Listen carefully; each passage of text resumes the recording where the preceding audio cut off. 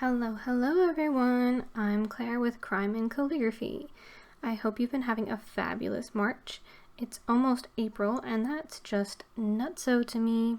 On the one hand, I'm excited because I'm ready for summer since this school year has been super tough on me. But on the other hand, I'm not sure what I'll do with myself when it gets here. I'll be very pregnant then, so I'll probably be staying inside a lot because it will be stupid hot like it always is. But we still have a few months. Maybe I'll make some plans for myself. So last time we talked about Woody Harrelson's dad, the infamous hitman Charles Harrelson. It wasn't too heavy for me, maybe because the murders were impersonal. Murder for hire is cold-blooded, but maybe it's just not as hard on my psyche. I don't know how to explain it, but it didn't really get to me too badly, so today's is a little more brutal, so we'll see how hard this one hits me.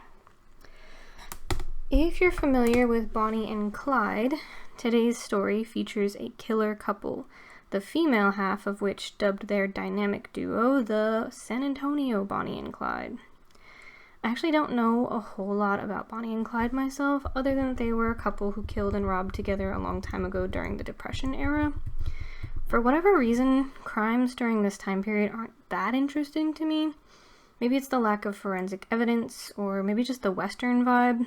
I'm not really sure what it is exactly, but it's not particularly alluring to me.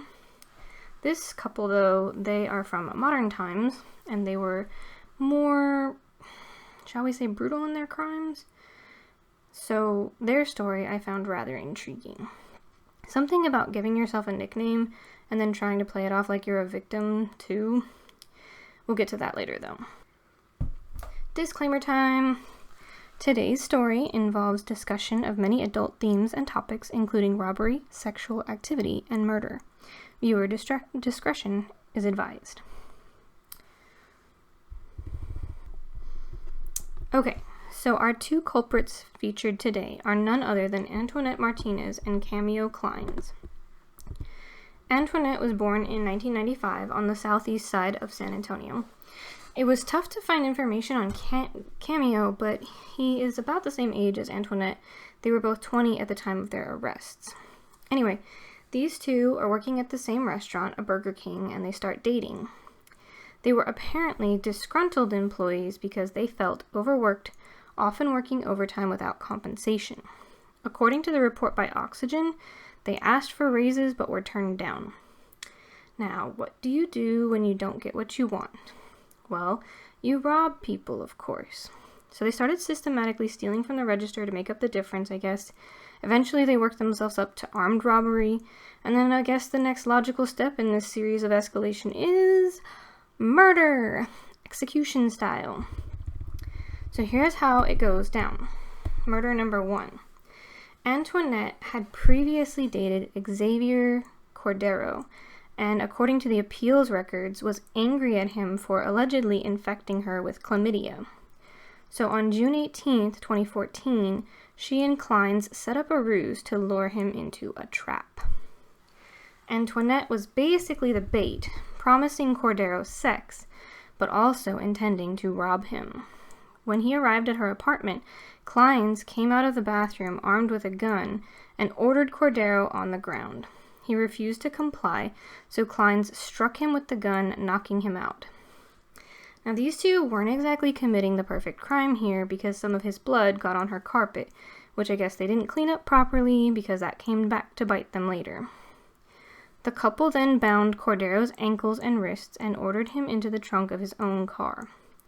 They drove him out to a remote location where Clines took Cordero out into a field and shot him twice, execution style.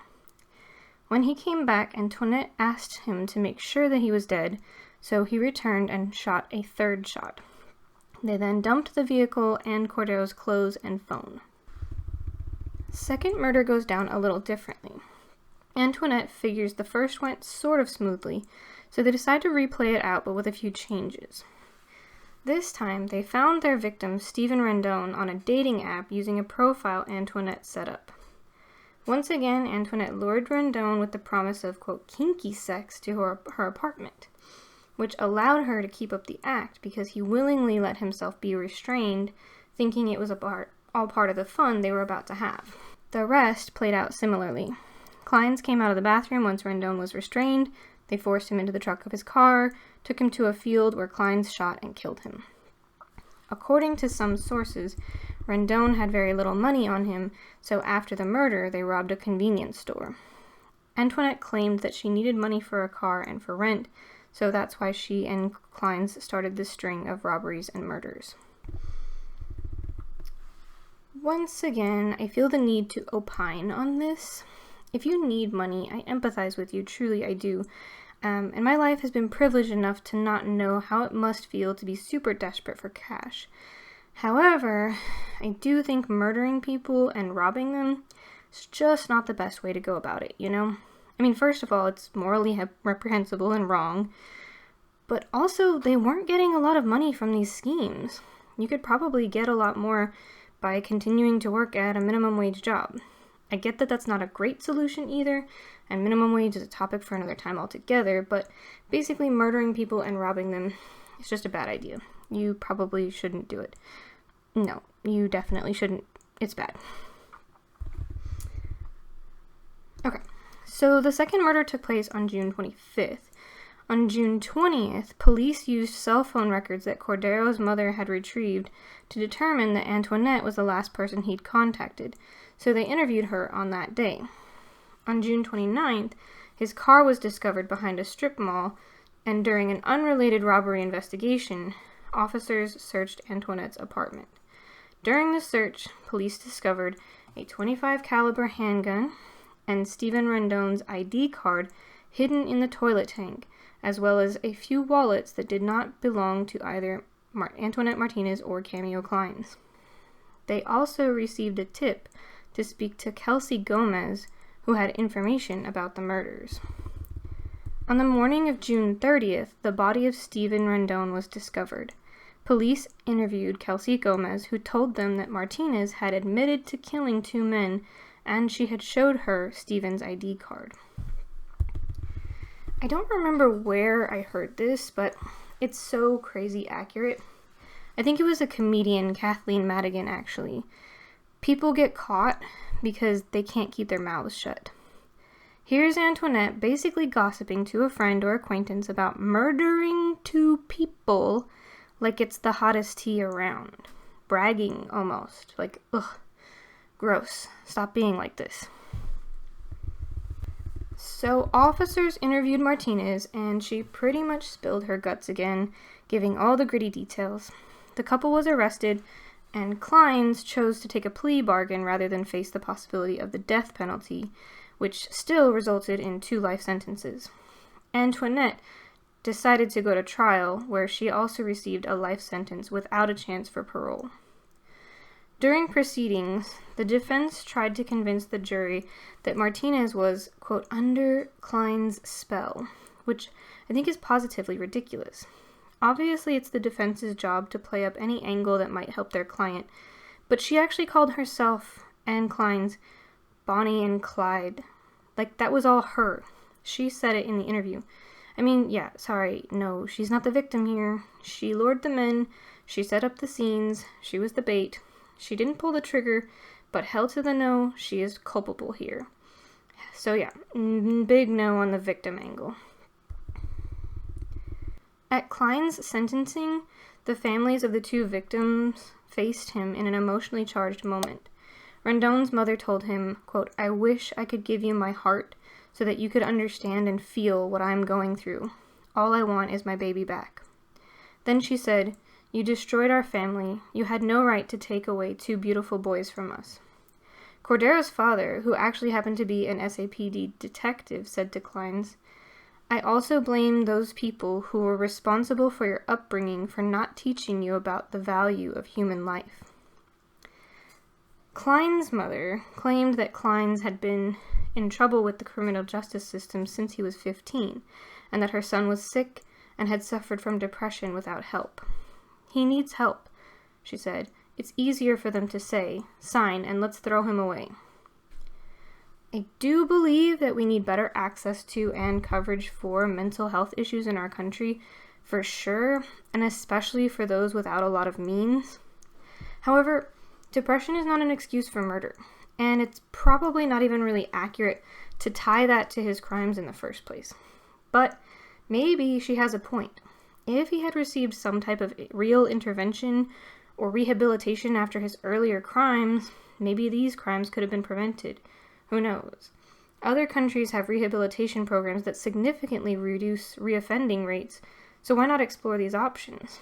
Again, not an excuse, just a thought experiment. So that's the story of the so-called San Antonio Bonnie and Clyde. I think not so much Bonnie and Clyde because these two didn't exactly elude capture for years or commit the same number of crimes, and it's kind of weird to aspire to be like Bonnie and Clyde in the first place since, they killed people among other crimes, but, the murders, they don't really sit with me for some reason. Cordero's father was very upset at the verdict, and he told Clines that although he may not be there in 40 years when he becomes eligible for parole, his family members will be, and they will do everything in their power to make sure that he does not get parole. The families also spoke to Martinez, but their statements were not audible to reporters, although Martinez cried in response. Both of the victims were around the same age as Martinez and Clines. Cordero was 20 and Rendon was 19. It's a shame that so many young lives were ruined by selfishness, impulsivity, poor decision-making, and perhaps a desire to feel infamous. I don't really know. 4 lives were ruined, and 2 were lost forever, not to mention the pain and heartbreak of the families involved. I can't imagine being the parent of any of these young people, but especially not the ones who committed these crimes. It can't feel good to have raised a child from birth and then have them do something so heinous and almost brag about it, almost seem proud of it. At least Antoinette did. I didn't find as much on Cameo, but he's the one who pulled the trigger, so he doesn't exactly get a pass here. I wish the families of the victims nothing but love and peace. I know these words are not super helpful because nothing will bring them back, but today's calligraphy piece is an Easter-themed one, and Easter is a time of rebirth and renewal, so I hope that they have found ways to create a new normal for themselves and continue to remember the lives of the ones they loved. Rest in peace, Stephen and Xavier. You do not deserve what happened to you. And that concludes today's episode. One weird thing that happens as a result of my pregnancy is that I get out of breath easily, so I'm trying to keep these episodes under 15 minutes so I don't pass out from talking. It's so random, y'all. Anyway, I hope you enjoyed this story. Apparently there is a show called Killer Couples, and Antoinette and Cameo are featured on one of the episodes.